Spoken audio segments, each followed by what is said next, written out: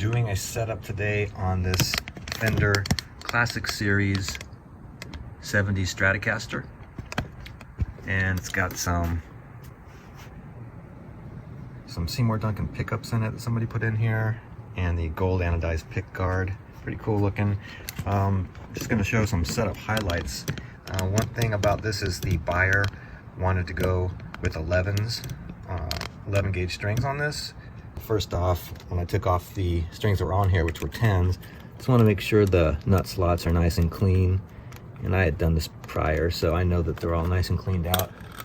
Then I put the 11s on, and I check every nut slot, just like so, to make sure that the 11s are gonna slide easily in those nut slots.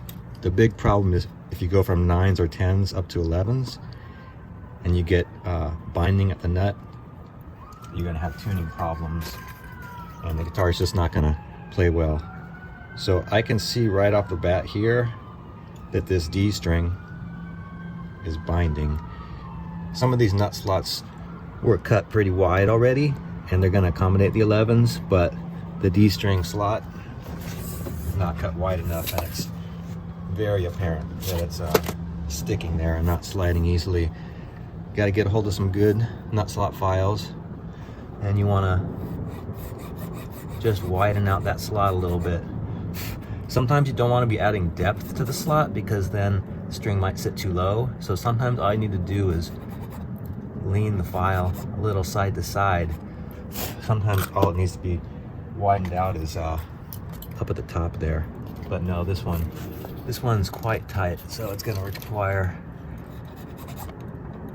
a little more filing.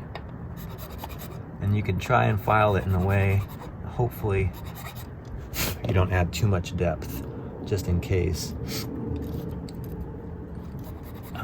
You don't want the string to necessarily sit lower in the slot, you just want it to fit in there nicely. Okay, now it's starting to slide easier, maybe a little bit more. Okay.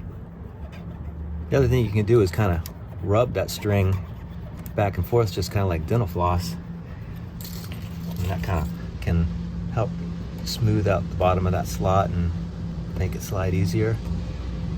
I also use this stuff called Mitchell's abrasive cord, which is kind of like a rough dental floss type stuff, and that just cleans out the nut slot really nice.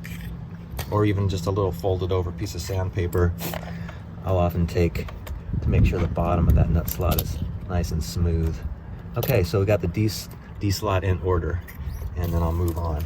Here's that other trick I was telling you about, taking some kind of sandpaper, usually just folding it once, and then sanding a little in the slot. Will help make sure that the string slides nice and smooth. And the whole reason you're doing this is just the smoother the string slides in that nut slot, the fewer tuning issues you're going to have. No binding at the nut.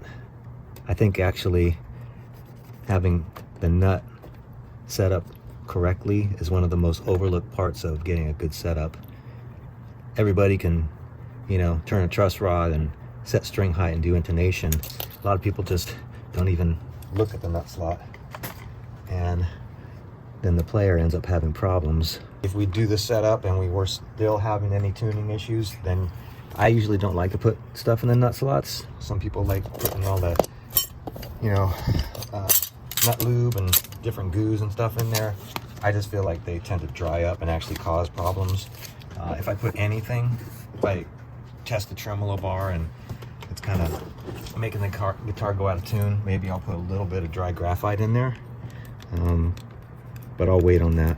I generally like to just make sure they're the right width and depth and just really clean, and that should be enough usually for the guitar to stay in tune nicely and play nicely. Checking the nut slot depths, and this has to do with how the strings ring when played open. Remember that I cut the D slot a little wider for the 11s, so now the D string's sitting a little low in the slot.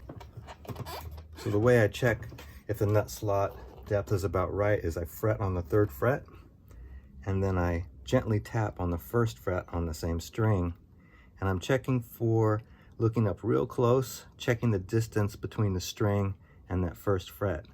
And you want there to be just a little bit of space, not a lot. All the strings have just a nice little bit of space except for the D string, and you can tell because it's just lying flat on the first fret. There's no space between the string and the first fret. And then when you play it open, it's not horrible, but it's noticeable. And that just means that because it's so close to the first fret,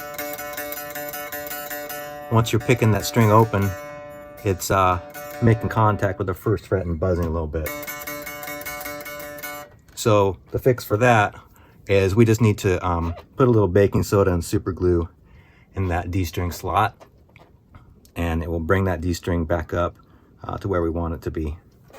So what I like to do is take a feeler gauge, put it underneath the strings like that in front of the nut, and I can easily pull a little piece of tape through on this side and then on the other side of the nut as well. If I can get it to go through there. It's just a little bit of masking tape, and we just put those on there in case any super glue runs over the edge of the nut. And we're doing the D slot. Just need a little bit of the baking soda. It's always a challenge to actually get it right in the slot.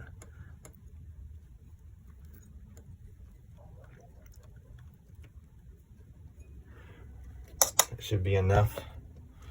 I've got my super thin, I'm using Star Bond these days, thin super glue, and I use these little pipettes to get it in there. Just have some tissue at the ready in case it a little too much comes out and you need to clean it up real quick. Okay, so we got one drop in there, and that's probably going to be all we need. This stuff dries really quickly. I don't like to use that accelerator stuff. I used to. That's the stuff you spray on there after you put the super glue on something, and it makes it supposedly just dry immediately. I don't find you need it that often, at least I don't. And you know, I'm gonna put just a little more. Sometimes you feel like you didn't get enough baking soda in there, you can just put a little bit more.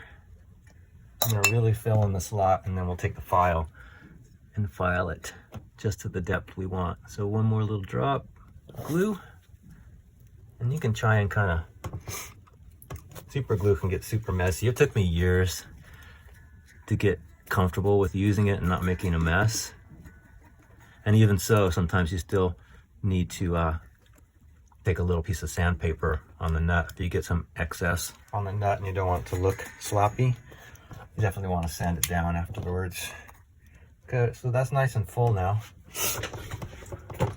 And now if we put that D string in the slot, it's going to be too high because we filled up the slot completely. So we need to take our nut file again and just start, make a nice little groove for that string to sit in. I like to just sort of do it real slow. Yeah, it's making a nice slot for us.